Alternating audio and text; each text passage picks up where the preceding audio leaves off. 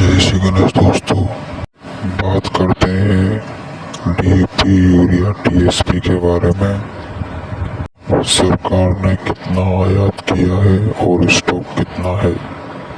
पिछले एक दशक में देश ने घरेलू उर्वरक उत्पादन और रणनीति वैश्विक साझेदारी में अभूतपूर्व परिवर्तन देखा है, जिसने सामूहिक रूप से भारत की खाद्य सुरक्षा और मजबूत किया है। यूरिया उत्पादन 2013-14 के 227 लाख मीट्रिक टन से बढ़कर 2024-25 में 306 लाख मीट्रिक टन हो गया है, जो 35% की प्रभावशाली वृद्धि दर्शाता है।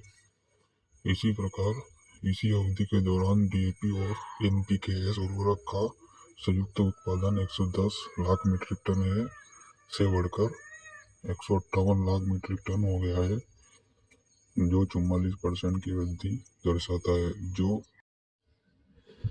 मौजूदा भू राजनीतिक स्थिति ने देश में उर्वरकों की आपूर्ति को प्रभावित किया है। लाल सागर में चल रहे संकट ने देश की आपूर्ति बाधित कर दी है, जिसके परिणामस्वरूप केप ऑफ गुड होके रास्ते शिपमेंट का मार्ग बदलना पड़ा है, जिससे यात्रा में 6500 किलोमीटर से अधिक की वृद्धि हुई है। इससे यात्रा का समय विशेष रूप से डीएपी के लिए काफी बढ़ गया है। इसके अलावा रूस यूक्रेन युद्ध और इजराइल ईरान युद्ध ने अंतर्राष्ट्रीय बाजार में उर्वरकों की कीमतों में वृद्धि की है। फिर भी इस वैश्विक चुनौतियों के बीच भारत सरकार ने उल्लेखनीय लचीलापन और दूरदर्शिता का परिचय दिया है। समय पर कूटनीतिक संवाद, रसद हस्तक्षेप और दीर्घकालिक व्यवस्था ने यह सुनिश्चित किया है कि हमारे किसानों को किसी भी प्रकार की कमी का सामना न करना पड़े।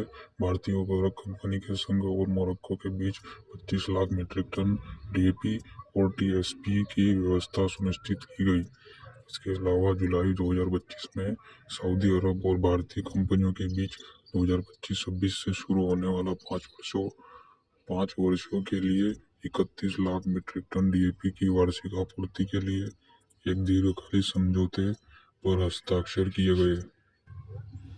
यह मजबूत अंतर्राष्ट्रीय सहयोग भारतीय की दीर्घकालिक उर्वरक आवश्यकताओं को पूरा करने के लिए राज्यों को समय पर आपूर्ति सुनिश्चित करने के लिए किए गए हैं। इस प्रयासों के कारण चालू खरीफ 2025 सीजन के दौरान अब तक राज्यों में उर्वरकों की उपलब्धता संतोषजनक बनी हुई है। यूरिया की 143 लाख मीट्रिक टन की अनुपातित आवश्यकता के मुकाबले कुल उपलब्धता 183 लाख मीट्रिक टन है, जिसके सापेक्ष 155 लाख मीट्रिक टन की बिक्री हुई। इसी प्रकार डीएपी में 45 लाख मीट्रिक टन की अनुपातिक आवश्यकता के मुकाबले उपलब्धता 49 लाख मीट्रिक टन है और 33 लाख मीट्रिक टन की बिक्री हुई। एनपीके में 58 लाख मीट्रिक टन की अनुपातित आवश्यकता है, इसके मुकाबले 97 लाख मीट्रिक टन की उपलब्धता सुनिश्चित की गई। अब तक 64 लाख मीट्रिक टन एनपीके की बिक्री हुई। जैसा कि ऊपर दिए गए आंकड़ों में स्पष्ट है कि चालू सीजन में अब तक उर्वरकों की उपलब्धता संतोषजनक बनी हुई है। गौरतलब है कि 20 अगस्त 2025 तक यूरिया की बिक्री में 13% से अधिक की वृद्धि हुई है। पिछले वर्ष की इसी अवधि की तुलना में इस वर्ष यूरिया की कुल मात्रा 10 लाख मीट्रिक टन बढ़ी है।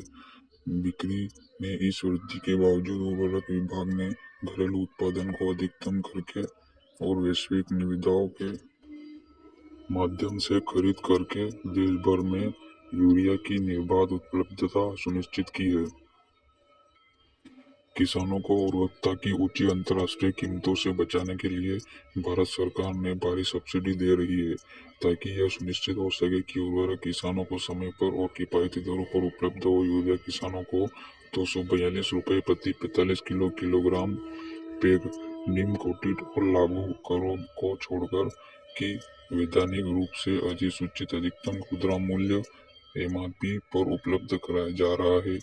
किसानों को 1350 रुपये की प्रति बैग की दर से डीएपी की उपलब्धता सुनिश्चित करने के लिए भारत सरकार ने डीएपी आयातित और स्वदेशी पर विशेष पैकेज दिया है, जिसमें अन्य लागतों की प्रतिपूर्ति, जीएसटी प्रतिपूर्ति, उचित प्रतिफल का प्रावधान और अंतर्राष्ट्रीय बाजार में डीएपी की कीमत में किसी भी वृद्धि की प्रतिपूर्ति शामिल है।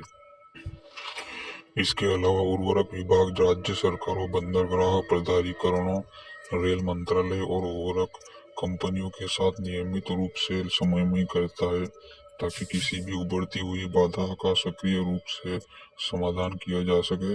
राज्यों को कालाबाजारी, जमाखोरी, अधिक मूल्य निर्धारण और उर्वरक के दुरुपयोग के विरुद्ध प्रभावी प्रवर्तन कार्रवाई सुनिश्चित करने की भी सलाह दी गई है।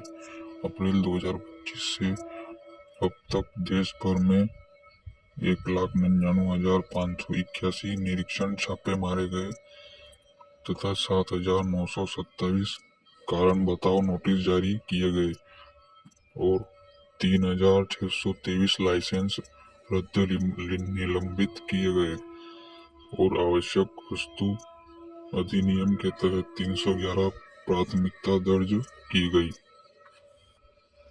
भारत सरकार सभी किसानों को उर्वरकता की समय पर और समान उपलब्धता सुनिश्चित करने के लिए प्रतिबद्ध है तथा कृषि स्थिरता, किसानों से के कल्याण और राष्ट्रीय खाद्य सुरक्षा पर अपने अटूट ध्यान की पुष्टि करती है। देखिए साथियों, जैसे कि आपने अभी मैंने बताया कि जो रिकॉर्ड देखा है आपने कि इतना आयात हुआ है, कितनी जरूरत होती है। सरकार कभी ये नहीं चाहती कि किसानों को उर्वरक की कमी हो, क्योंकि वो भी चाहते हैं कि हमारे देश में अनाज भंडारण भरा रहे और सभी को खाने योग्य मिल सके।